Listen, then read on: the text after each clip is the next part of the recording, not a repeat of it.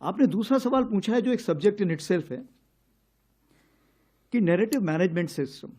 Narrative management system और cognitive, ये कितनी जरूरत है और समय की मांग है। सबसे पहले तो मैं ये बताना चाहूंगा, ऑपरेशन सिंदूर जो है, ऑपरेशन सिंदूर से हमने बहुत लेसन सीखे, लेकिन हम उसके पहले भी बहुत तैयारी कर चुके थे। उदाहरण के तौर पे हमने ये सीखा कि जो भी आप खबर देते हैं उसकी क्रेडिबिलिटी होनी चाहिए, क्योंकि लंबे समय में आपकी क्रेडिबिलिटी होना बहुत जरूरी है। आप जो भी खबर देते हैं उसमें कंसिस्टेंसी होनी चाहिए। तीसरी चीज ये होनी चाहिए कि किसी भी नैरेटिव मैनेजमेंट डोमेन में या कॉग्निटिव डोमेन में वैक्यूम नहीं होना चाहिए। अगर वैक्यूम नहीं होगा तो नेगेटिव न्यूज बहुत फास्ट मूव करती है। चौथी चीज क्या है कि आप नेगेटिव न्यूज को कितना तूल देते हैं। आपने ये देखना है कि कितनी नेगेटिव न्यूज नहीं आई थी।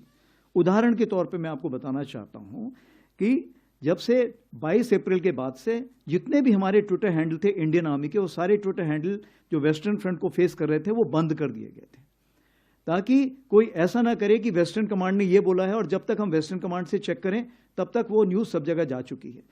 तो जो सिंगल सोर्स ऑफ ट्रुथ था, वो सिंगल सोर्स ऑफ ट्रुथ हमने सिर्फ एडीजी स्ट्रैटकॉम रखा था।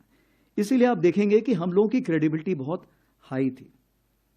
दूसरी चीज ये है, हमने इन्फो ऑप्स ग्रुप्स और इन्फो ऑप्स डेस्क बनाए हुए हैं जो कोर हेडक्वार्टर तक पहुंच चुके हैं, और ये जो है कार्रवाई करते हैं इस प्रकार की कि जहां भी कोई इंफॉर्मेशन है वो सही जगह से सही वक्त पर पहुंचे।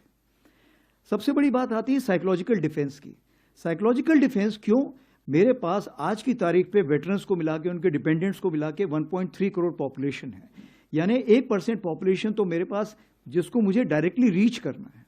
अगर इस पॉपुलेशन को रीच करना है तो मुझे जरूरी है to have a psychological defence division, और इस चीज को मद्देनजर रखते हुए हमने ट्रायल बेसिस पे एक साइकोलॉजिकल डिफेंस डिवीजन बनाई जो कि 24/7 इसको मॉनिटर करती रहती है।